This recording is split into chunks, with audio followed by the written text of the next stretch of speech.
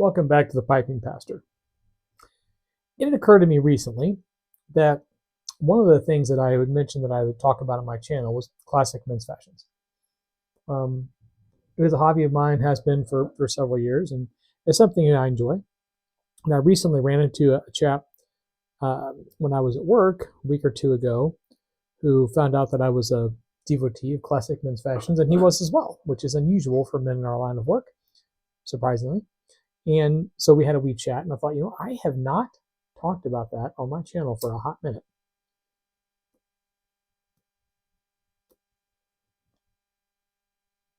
So we're going to have a bit of a discussion about that today, and also a bit about the Lord of the Rings.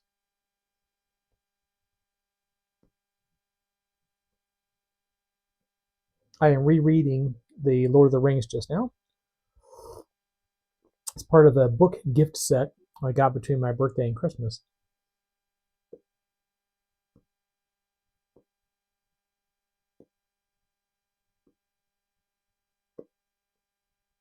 I got the illustrated copy of Lord of the Rings, the one where it has all of Tolkien. My wife always corrects me when I say Tolkien. She means, you mean Tolkien? She's an audiobook producer, so correct pronunciations, especially of authors' names, is very important to her.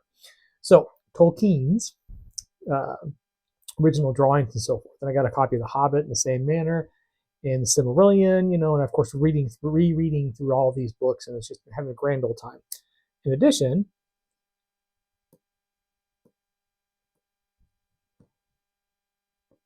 got a copy of Tolkien's letters and a book on the Inkling. So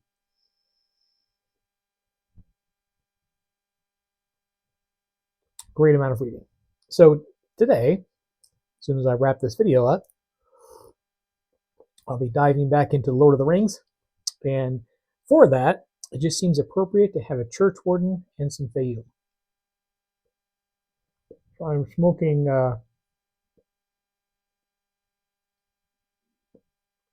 HU's Fayum today.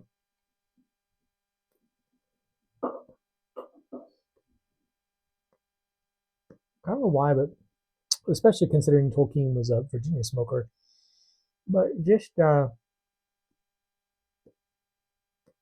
it seems to me like a nice heavy Latakia blend in a church warden is just a very appropriate smoke for reading Tolkien's work. Fayum, Northwoods, Pirate Cake, they all go great with some Lord of the Rings, let me tell you.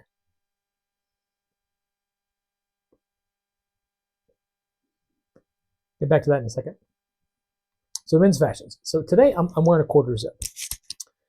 And you would not think that a quarter zip pullover will be considered a classic bit of fashion.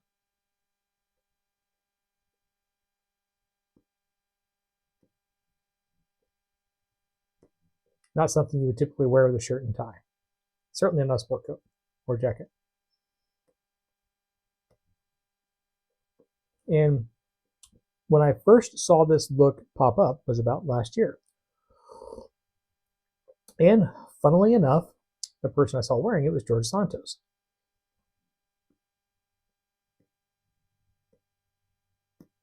Those of you who are unaware, George Santos is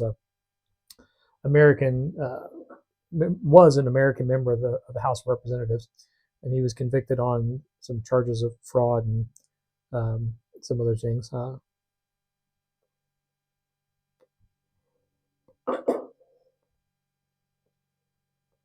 The butt of many jokes in the United States. And I remember seeing him last year on the floor of the House of Representatives, wearing what would amount to a suit, but he had a quarter zip on.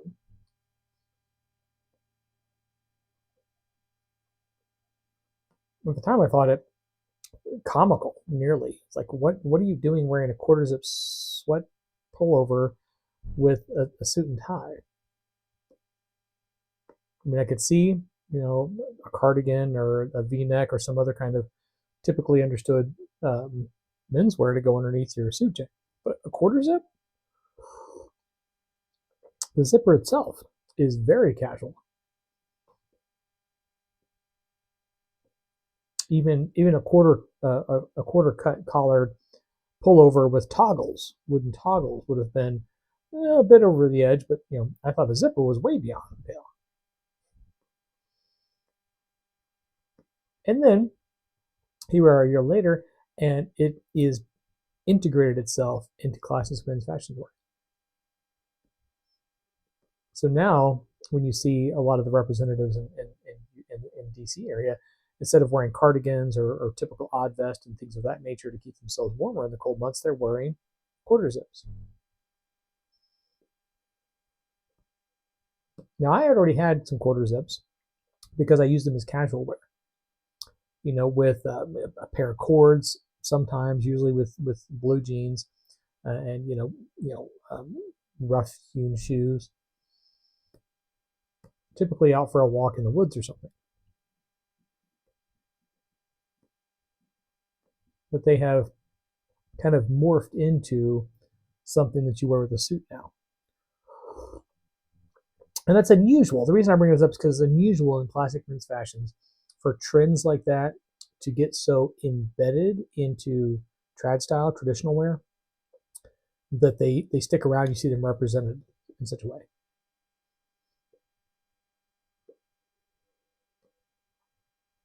Usually the trends are more subtle, like lapel width is a trend, where it doesn't change the lapel necessarily. You don't start wearing a peak lapel in casual events, but your lapels go wider and shorter depending. Shoulder pads larger and smaller, pant legs wider and tighter.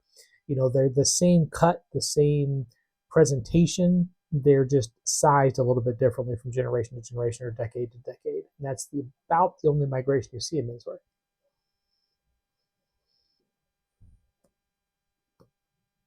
It's very rare to see an actual addition of a new type of garment or use an existing garment used in a different way. So we'll see if it hangs around or not.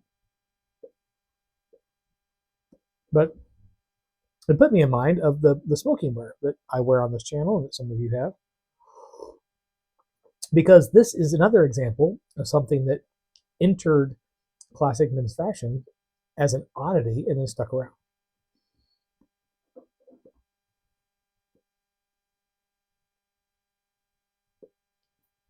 The smoking jacket, the smoking jacket, or the kato is what it's called. They became associated with, smoking in the Victorian era, when smoking pipes and cigars and taking snuff and so on and so forth became a luxurious thing to do. So those who were wealthy and so forth, having nicely carved meerschaum pipes and so on and so forth, enjoying smoking in smoking lounges or so on and so forth. During that time, the Ottoman Empire saw a significant influence in the fashion of the world. And so the kaftan robes and the fez and so on and so forth was seen by those in Western Europe, mainly in the UK, as something exotic or something associated with great luxury. And so, since smoking was kind of rolling along those same lines with those people who are in power and influence in political spheres beginning to enjoy smoking, they kind of morphed together so that when one would enjoy the luxurious hobby of smoking a pipe in a nicely appointed parlor, one would put on a comfortable robe and a comfortable hat that was also indicative of something luxurious and exotic. So both things came in right at the same time. Much in the way pockets in vests are there, because they came about the same time that pocket watches were invented and snuff boxes were in use. So it's interesting how history and fashion kind of, the progress of fashion and history and the reaction back and forth. And the quarters that put me in mind of that. So.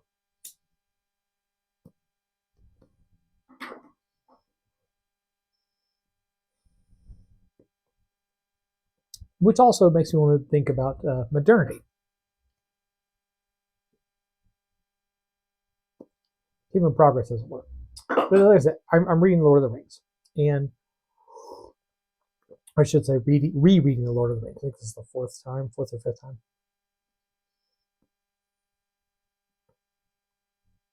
And the Lord of the Rings is often interpreted partially correctly as a movement or a discussion against modernity, against progress, against mechanization and the Industrial Revolution. And people have taken this, especially after the movies came out, as an environmentalist kind of a message.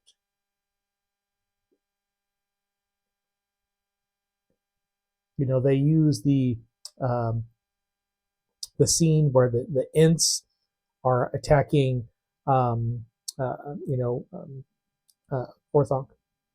What is the name of his tower? Now I've drawn a blank. Not Baradur. It's Orthanc, yeah. Sauron's temple, or Sauron's tower. Saruman, sorry.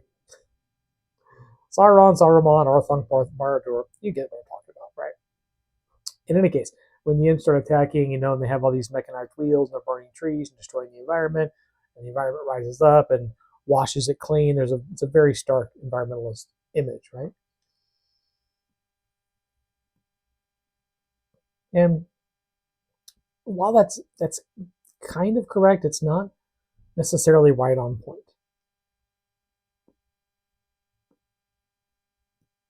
Because Tolkien was very much against industrialization and mechanization.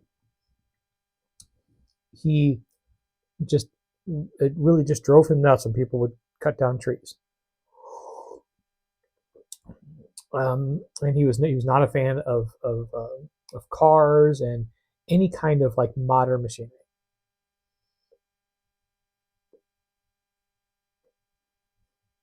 And that comes from, in large part, at least it's argued in this way, his experience in World War I. Because of course he fought in the trenches in World War I as an officer, as did Lewis. And World War I was really the first time you saw the mechanization of armed forces going against each other, machine guns and tanks and flying machines, you know, and all these different things like that, right? And the way that the casualties rise and the environment was destroyed in the face of all these modern machines of war.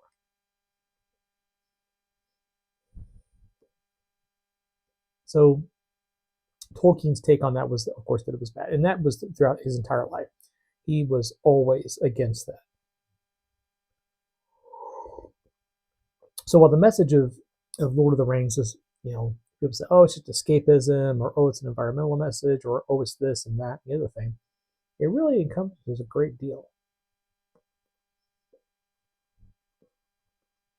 There's a lot of messaging in it. There's a lot of narrative strands that you can follow in it. It's an incredibly complex book, even though it's a nice, easy, enjoyable read.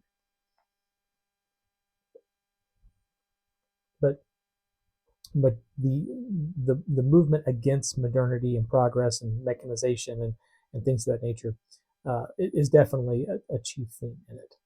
And I thought, you know, that really there's several reasons I think Tolkien and appeals to those of us who smoke a pipe. Not only because he was a pipe smoker and it features prominently in his work, it also harkens back to a more traditional time, and you know, less modernization, less hurry, less mechanization, more about, you know, nature and relaxing and enjoying things. And you know, I mean, there's a reason that the central characters in this are not necessarily the big warriors and wizards and so on and so forth. The central characters in this are hobbits, people who just enjoy a good meal and a good smoke, which is where most of us kind of fall. So, as we sit here in our traditional garb, our modern interpretations, we can still enjoy some of the old stuff too, even as I'm using a piece of modern technology right now. Well, this has gone a bit longer than I thought, even though it was just a wee ramble, but you know, no real educational point or whatsoever. But it was good to talk about fashion again. So, um, any further questions on that? I'd be happy to entertain them. You know, about suits, formal wear, anything else like that. I'm happy to geek out on that anytime, and I'll get some more of that up there too. So we're not just doing poetry every time. Bit of a break every once in a while is nice. Well, in any case, I'm going to turn back to the Lord of the Rings. Hope you have a lovely week. As always, happy reading.